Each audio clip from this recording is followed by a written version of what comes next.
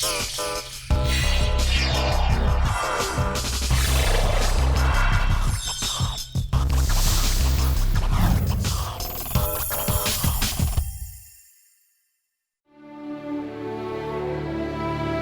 December of 2014, the United Nations Security Council meeting was held in New York City.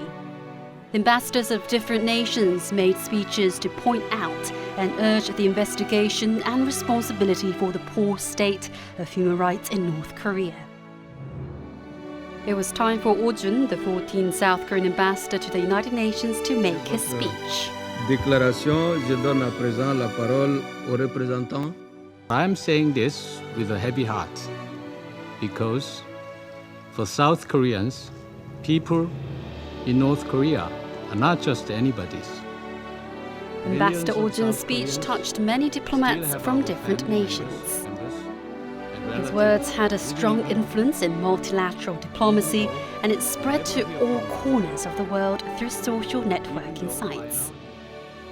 His words depicted the truths in North Korea's human rights issues, and it showed the true meaning of North Korea in the Korean Peninsula, which experiences the pain of a divided nation. We shed light on his touching address, which moved the hearts of the global community.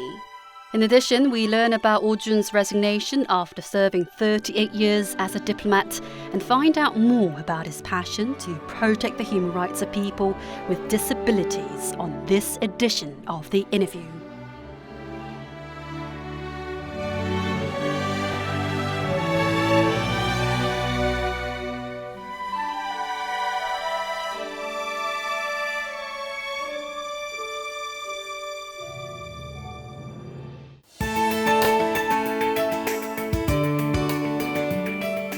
Hello and welcome to The Interview. I'm your host, Park Sung-hee. A word can have an immense power when spoken by a diplomat who represents the nation. Today's guest perhaps knows this the best, as he's been sending the voice of Korea for past 38 years to global community. It's my great pleasure to welcome Ambassador Oh Joon, the former South Korean ambassador to the United Nations. Hi, Ambassador. Hello. It's an honor to meet you. Great to see you. Well, Arirang TV has viewers from all over the world, so would you greet our viewers? Well, hello everyone. It's great to see all of you through Arirang TV, and Happy New Year to all of you. Well, last year, you retired after completing your tenure as a South Korean ambassador to United Nations. So how are you doing these days? Well, I'm trying to resettle in Korea. I have retired not only from my position as UN ambassador, but from the diplomatic service as a whole. So I am back home after 6.5 years foreign posting. I was ambassador in Singapore and then moved to New York as a UN ambassador. So it's been quite a while. I lived in Korea, so it takes a little time. But the famous speech of 2014, which goes, for South Koreans, people in the North are not just anybody's, was very powerful and caught many people's attention. And that really pulled you into the limelight, giving you the honorable title of National Ambassador. And that was when the North Korean human rights issues were adopted by the United Nations Security Council, right? At that meeting in December 2014, I was there for the last time actually during my 2-year term as a member of Security Council. Normally, human rights issues are being dealt with in the Human Rights Council or the General Assembly. But that time, the human rights situation in North Korea was so serious that it posed a threat to peace and security. So that's how the Security Council picked it up, and a lot of attention was given to this issue. So I tried to share the special feelings and thoughts I had as a fellow Korean when talking about North Korean human rights. Right. Well, your speech at the time had countless viewers on social media and touched so many people's heart, especially the Korean young adults. And do you still remember the reaction then? Yeah, I heard about it when I was in New York, and especially for generation like mine, when we were young, I think almost every family had someone who either came from North Korea or was born in North Korea. So it was self-evident that people in North Korea are our sisters and brothers. But I think for younger generation here in South Korea, whose own parents were born after the Korean War, probably my statement hit the right chord because usually we forget. We forget even though it's true. And don't talk about it anymore. Yeah, don't talk right? about it. And then all of a sudden, probably my statement reminded all of them that of this simple fact, and that made the difference, I guess. But your another speech made after the North Korea's fourth nuclear test in 2016 also caught attention. And could you elaborate on the situation at the time? That was actually last year when North Korea conducted a nuclear test for the first time in 3 years, and the Security Council adopted a new resolution strengthening the existing sanctions regime. And I pronounced one phrase in Korean, Right. 이제 그만하세요, Right. or please stop it now, because I wanted to use the language they understand, the North Koreans understand. So I wanted to tell their own people in North Korea are starving and suffering from poverty and underdevelopment. Well, in your farewell speech, you addressed that solving North Korea's nuclear weapon issues is a must for reunification. And could you elaborate on that for us a little more? Yeah, I said that because I wouldn't have said that, let's say, 10 years ago, even though North Korean nuclear issue has been there for almost 20 years, over 20 years, until 10 years ago when North Korea went for the first round of nuclear tests. The issue had been more manageable. But now, during the last 10 years, North Korea conducted 5 rounds of nuclear tests. And we can assume that North Korea is close to getting that kind of capability or already has it. So that's very dangerous. Right. So that's how North Korea is under very serious, very tough sanctions regime, probably one of the toughest in the world right now. And with these kind of sanctions, a normal country would not survive too long. Not to mention, economic cooperation, projects for joint cooperation. So from our perspective, if we cannot do that with North Korea, it's very difficult to get back on the track for unification. Right. That's what I meant. The situation was getting out of hand, right? That's true. Well, I learned that you have a displaced person in your family. Is that perhaps what sparks you to be more interested in North Korean issues? Yeah, as I said, in my generation, a lot of people have some family members who came from North Korea, who were born in North Korea. So my own mother was born in North Korea. I was brought up by my grandmother, who lived in Hamgyong-do in North Korea for many years. So when I was a kid, she spoke to me in very heavy North Korean accent. Oh, she did. So it's amazing that I speak standard Korean. Without accent. Well, up to your final term as a UN ambassador, you've been serving as a diplomat for 38 years. We'll come back and talk more about your path towards becoming a diplomat after watching this video clip. Oh Joon, the former South Korean ambassador to the United Nations, began his diplomatic career in 1978. During his 38-year career, he spent more than 2 decades in foreign nations. Out of the many Korean diplomats, he spent the longest time working for the United Nations. Oh Joon's father is Oh Hong, a first-generation Korean diplomat. He led the anti-Japanese movement during the Japanese colonial era and was a diplomat for 12 years after the establishment of the Korean government.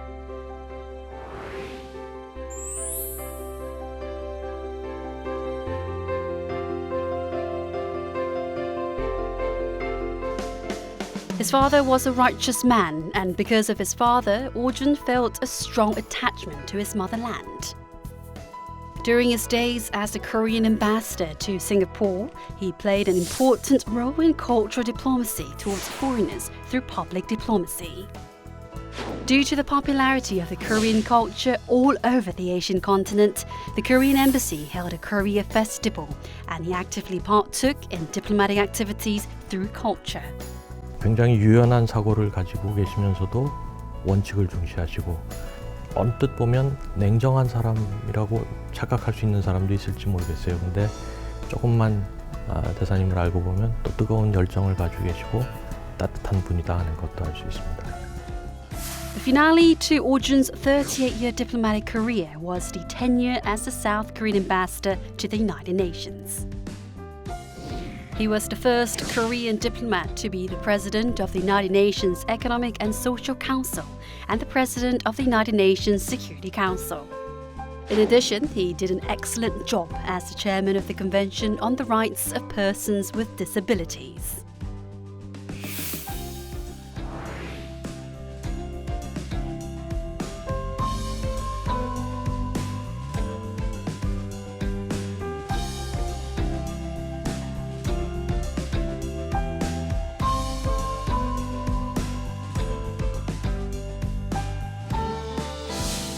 We applaud former Ambassador Oh Joon's achievements as a diplomat who represented South Korea in the United Nations. Well, your father was a first-generation diplomat. And what memories do you cherish with him? My father became a Korean diplomat at the beginning of the establishment of Republic of Korea in 1948. Because before that he worked in the U.S. military administration. He was able to speak English, and there were not too many Koreans who could speak English that time. So he was one of the 7 people who moved from U.S. military administration to Korean Foreign Ministry in 1948. And he served, he had a posting in Los Angeles from 1952 to 1955. So I was born after my father came back, and my mother was studying at University of Southern California in LA. So they met there and married in LA, and they came back to Korea, and I was born.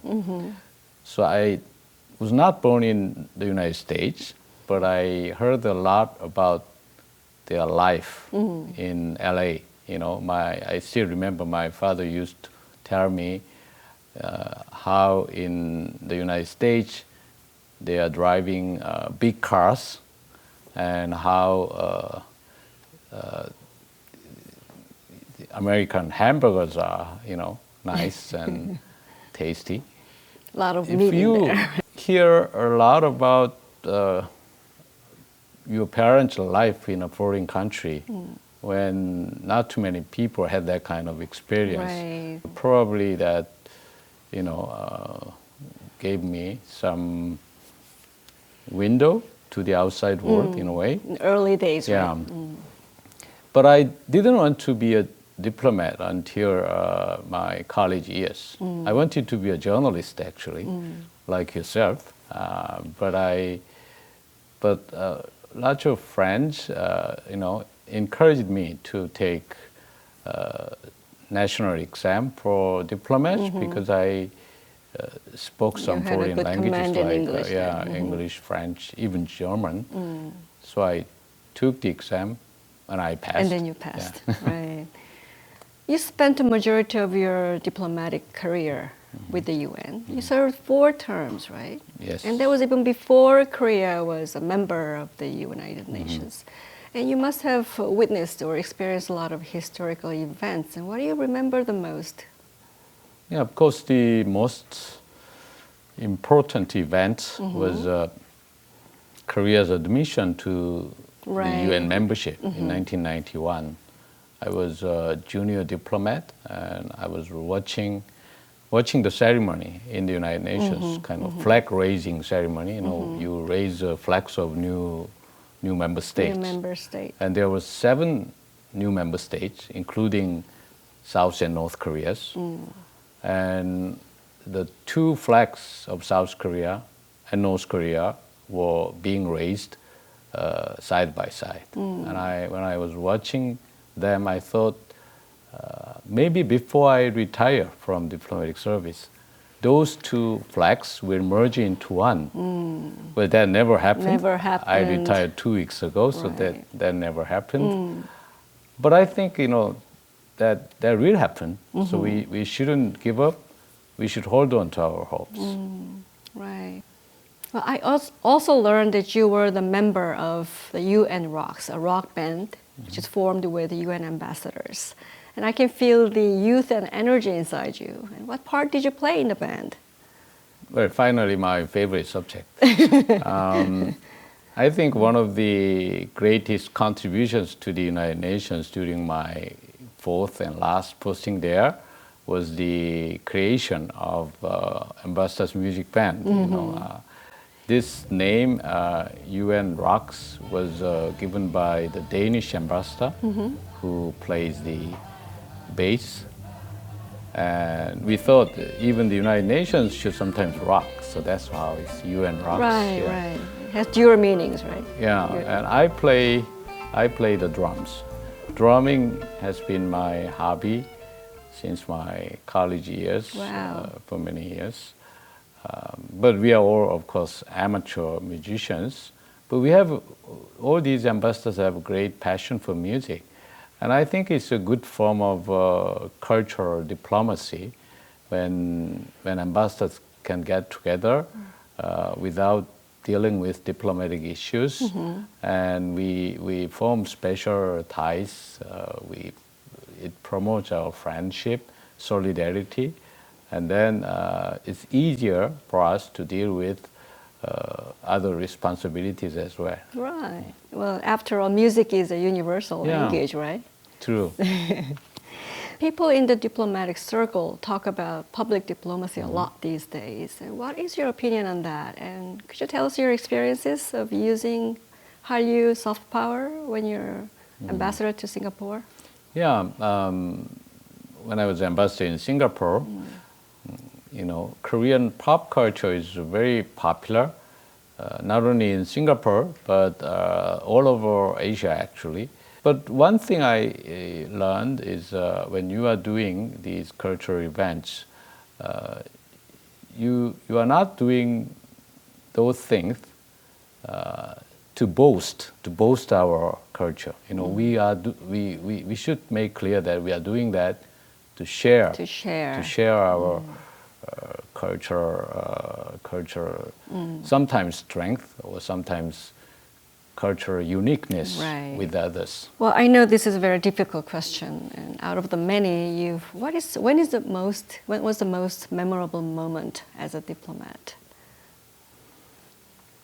Well, it's not easy to single out one event, but as I told you, the admission of the 2 Koreas to the United Nations in 1991 was certainly such moments. And even after that, when we first sat on the Security Council, when a Korean diplomat played the role of President of UN General Assembly, and when Mr. Ban Ki-moon was elected UN Secretary General 11 years ago, all those were proud and memorable moments. Your exceptional experiences and knowledge are a great asset to South Korea. We'll talk more about your future plans when we come back after this short video clip. Oh Joon, the former South Korean ambassador to the United Nations, has been busy upon his return to Korea.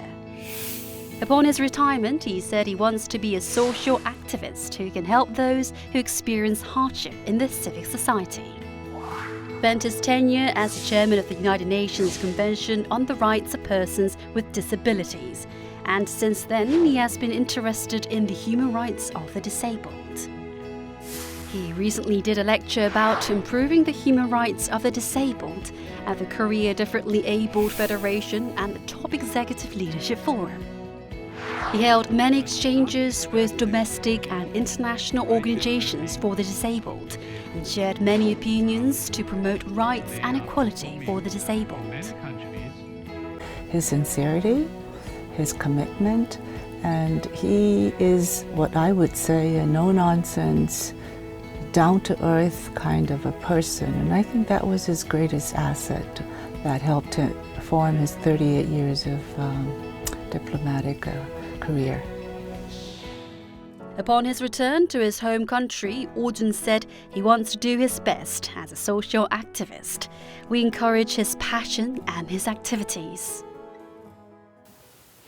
Well, during your last tenure as ambassador in the United Nations, you're active in solving the issues around people with disabilities. And could you tell us what you did and what it meant to you? You know, every human being at a certain stage of his or her life is subject to some kind of disability. You know, if you think about it, it's just a matter of how long. You know, some people have disabilities for only 1 week, some 1 year, And some others lifelong. for life. Right. But you know, my own mother spent 3 years on a wheelchair because she had Parkinson's disease. So I thought this is the how we are now. This is the reason why we now take what is called rights-based approach in dealing with disability issues, compared to charity or welfare-based approach. You know, persons with disabilities have the rights to live with human dignity as any other people in the world. You are now retired now. Do you have any plans or goals that you'd like to achieve after retirement? Because I worked for the government for almost 40 years, I want to spend the rest of my time on trying to contribute to society. So I want to share with others, especially younger generations, so that they can build on what I did. You know, I served as, for example, President of Security Council and ECOSOC.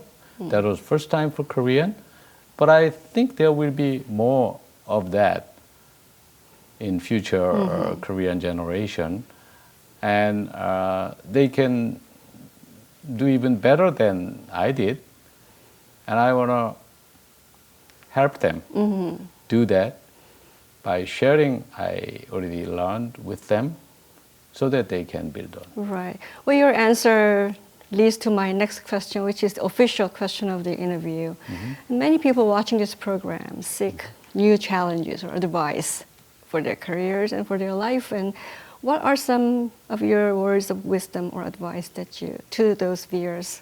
When we are young, you know, we were all young once. Nobody's old from the beginning. So when we are young, we also have a lot of uncertainty in our life.